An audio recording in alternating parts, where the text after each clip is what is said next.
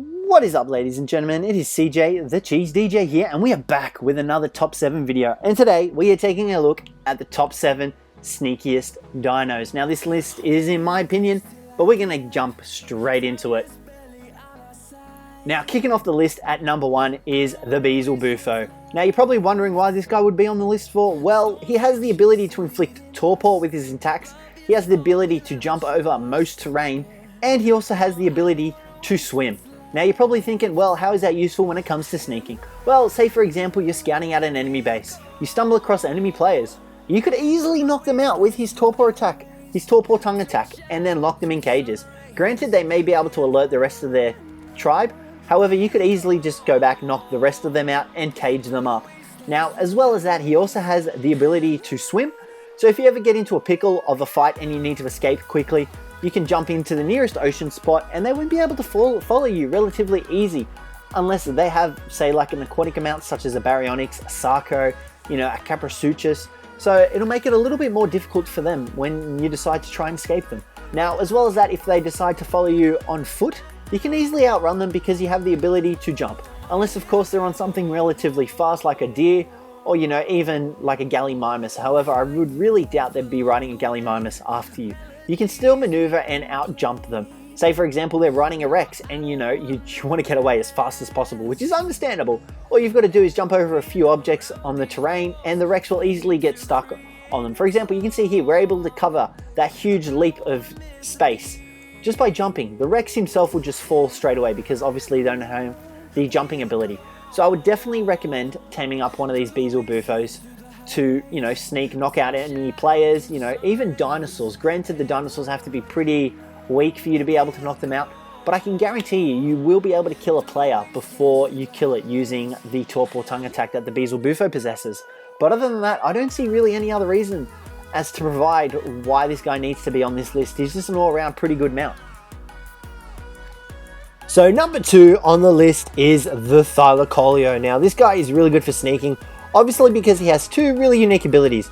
The ability to climb up 90-degree walls, you can see there we've pretty much just nailed climbing up this tree, and the ability to pounce on victims. Now what this pounce ability does is it actually knocks the player off the dino that they're riding, which is really useful in terms of PvP and combating enemy dinos and players that are coming into your territory or that you're entering into their territory and attacking them, because it's really useful for getting their respawn counter up. So what I mean by respawn counter is when you kill a player in PvP terms, you set off a respawn timer before they can actually respawn in. Now if you continually kill them without much of a break in between, that respawn timer can get up to like 5 minutes, which makes raiding bases in terms of utilizing that little strategy really easy, because you don't have to worry about a player coming in, riding his dinosaurs, attacking you, whistling to his dinos to attack you. So you can easily use the Thylacoleo to, utilize that strategy. Now you can see here we're having a bit of trouble climbing up walls. So the walls pretty much have to be 90 degrees straight. Otherwise he has a bit of trouble. You can eventually get up them though. So you've also got to look into that.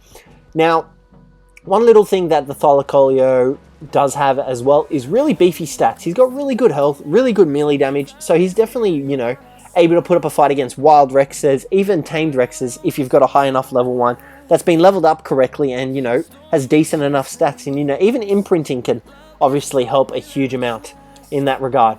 But all around, this guy's just a really good mount to take around, climb up behemoth gates, wait for players to come out. This is a strategy that I actually use myself, and pounce on them, kill them, and then reset their respawn timer so they take even longer to respawn in. Once that happens, you can then kill their mount that they're riding on if it wasn't on neutral, which makes it easier on you in the long haul. However, one thing you do have to watch out is if you knock the player off their mount and attack them, that mount that they're riding, if it's on neutral, it will come after you and it will try to kill you. Now number 3, the first flyer on this list is the Tapejara.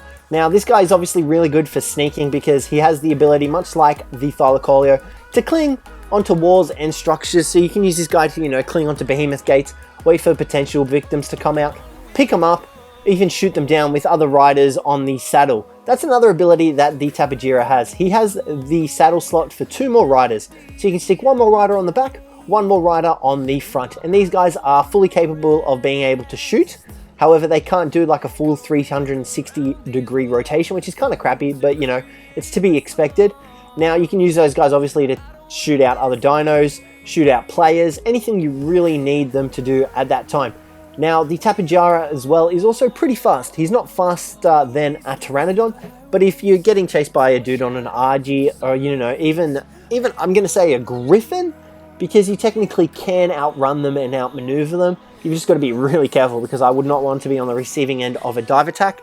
But these guys are really useful. They can pivot on the point. I can't remember the exact word for it. They're really mobile. As you can see, you know, they can do much like the Griffin can, rotate on the point and all that sort of stuff.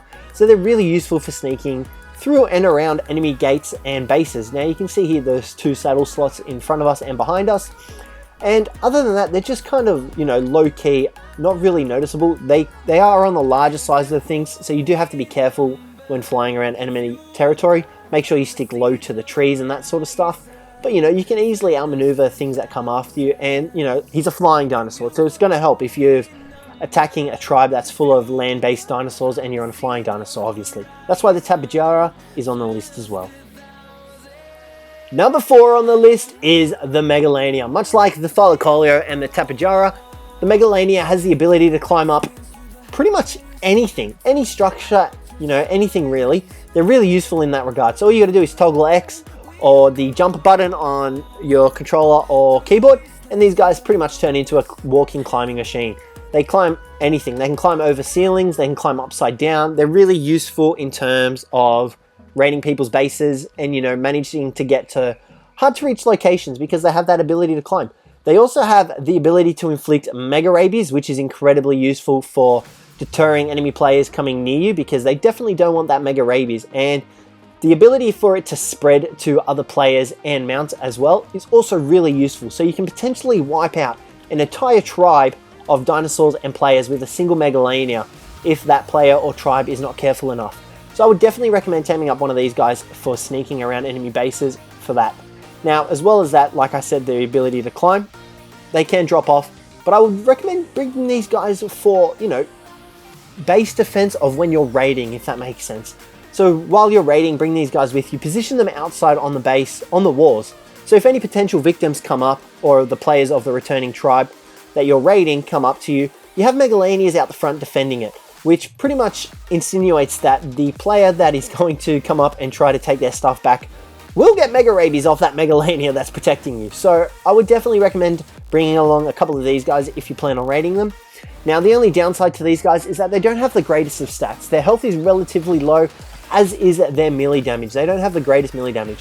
You can see here, this is a level 114, and the max they're going to hit off these guys is 43. The reason you're seeing 28 is because the Pegomastix is mate boosted, but you can see on the Titan Minina, when we do the front claw attack, we hit 43. So they're not the strongest, and their stamina isn't the greatest, so I would definitely recommend leveling them up in those 3 categories. Now, number 5 on this list is the Lamantria, otherwise known as the Moth. Now, this little guy, you're probably wondering, well, why the heck is he on this list for? Well, this is the second flyer on this list, and he's here because of his little butt squirt juicing ability attack. You can see this poor Gigantopithecus here attacking our Tapejara. If we come over here, we can actually squirt our butt juices all over the Gigantopithecus and actually pretty much prevent him from moving. That's how good of an ability the Lamantria's butt glands are. So what the butt glands do, they inflict a little bit of damage, but they actually slow down whatever you're attacking from attacking you. So, for example, okay, well, we're going to have to rest for stamina here, but these guys are real, like, I can't tell you enough how useful they are for sneaking around bases. For example, say you're sneaking around an enemy base, they see you, uh-oh, you're in trouble. Well, the Lamantrias are pretty speedy as well, but say they're on like a Griffin, a Pteranodon, you know, the fast sort of stuff, a Wyvern, all you've got to do, squirt your little butt juices over them and they'll slow down immensely. You can see that Doedicurus down there has completely stopped moving. Pretty much, look how slow he is moving. These guys are really good for sneaking around and getting things done. So they're small portable as well, which helps in hiding from enemies. Now, granted, you're probably going to do most of your sneaking around at nighttime. So, like I said, it's going to be even harder for people to see you when you're on these little Speedy Gonzaleses of the air. They're really good for that. Their only downside is that they're really weak. They've got really low health and they've got really low stamina. Melee damage you obviously don't need to worry about because you're just going to be squirting your butt juices all over people. And their melee damage sorry, not their melee damage, their weight isn't the greatest. This guy here only has 200. Granted, he's only a level 84, so he's technically like a 56 level tame, but I would recommend leveling up weight and health and stamina a bit. You can see this Megatherium here. We're gonna come up to him. We're gonna be nice and peaceful to him. You can see that it can't actually attack, and as well as that, the butt squirt juicing attack doesn't actually inflict any damage on potential targets, but it slows them down immensely. Look how slow he's moving.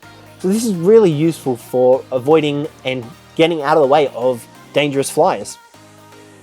So number 6 on the list is the Megalosaurus. Now this guy comes to life at nighttime. He's so powerful at nighttime. He can easily put up a fight with a Rex when it comes to the nighttime. I cannot say nighttime enough. So this guy is really good for sneaking through enemy bases, you know, enemy locations, anything like that, because they have the ability to grab any targets that, you know, fit in their mouth pretty much. So they can grab Argies, Pteranodons, Flyers, they can grab players themselves. I'm just trying to find something here that we can grab quickly. They are even able to grab the Megalosaurus, that's how you say them, the Raptors, here we go. I don't think we can get Terrorbirds. No, Terrorbirds are a no-no. But they're easily one of the stronger creatures in Ark, and they have a huge amount of damage output during the night. However, during the day, they're incredibly slow and just really bad during the day. Wow, this is a really pretty Thylacoleo. They can easily go toe-to-toe with Thylacoleo. As you can see there, we're dealing 215 damage. 215 damage, that's on par with Rex's. This guy is only a level 114. Now, as well as that, these guys are incredibly beefy. They've got 5k health. This is, like I said, 114 leveled Megalosaurus. They've got good stamina, really good melee damage, but once again, it's all during the nighttime. So you're going to want to make sure you do your nighttime sneaking with a Megalosaurus. Now, like I said, they've got the ability to grab flyers, grab players, which is really useful because you can potentially carry the flyers around with you. We can see if we can grab that Gallimimus. No, that didn't work. You can potentially carry around the players in your mouth as long as you'd like. Given they don't knock you out using trank arrows or kill your Megalosaurus or even you've just got to be careful of that one aspect. But these guys are insanely good when it comes to sneaking around. You can see that, there we go, finally. We've got the Gallimimus in our mouth, which, you know, that's pretty incredible if you ask me. Now, while these guys are in your mouth, you can actually attack them as well, and you still do the same amount of damage that you would do if you regularly attack them, doing 240. This does 240, and it just takes a little bit longer to do the damage. But you can see there, we've pretty much killed the Gallimimus. I cannot tell you how good these guys are during nighttime raids. They are so incredibly powerful, and I would definitely recommend taming one of these guys up if you plan on doing nighttime raids. That's why this guy is number 6 on the list. Now, lucky number 7 on this list, I know it's dark, I apologize, I'll fix that up, is the Troodon. Number 7 is the Troodon. This guy is literally the pinnacle of sneaking around. This guy has the ability to scout. Scout players, corpses, wild creatures, traps, players, pretty much anything in Ark this guy can scout. Plant species traps, bear traps, Palovia traps, anything like that. Players and tames, you obviously can self-explanatory. Any of the players' tames that you plan on attacking, they'll be able to see. Wild creatures, for example. If you've got wild creatures in the area that you're really worried about, you can see there. We're able to see, I think that was a Megalosaurus that had just kind of picked up, our tame Megalosaurus. These guys are really useful. Now, as well as that, they've got really good stats.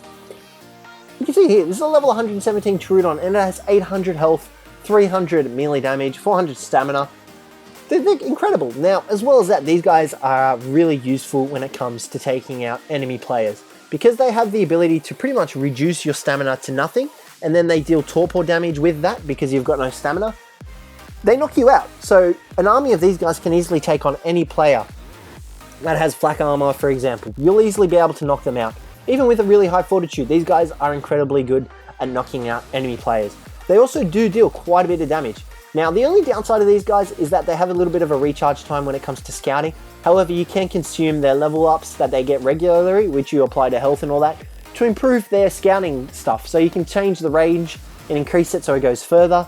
You can increase the amount of time it takes in between scoutings. So I would definitely recommend, you know, investing in one of these guys. They're really useful for taming up and, you know, scouting out enemy players, enemy bases, you know, all that sort of stuff. However, I would definitely be very careful trying to tame these guys up because they are very difficult to tame up. So yeah, that'll be it for today, guys. Let me know what you thought of the video down below. I would appreciate it greatly. But other than that, guys, thanks very much for watching, and I will catch you in the next one. And I got this soda.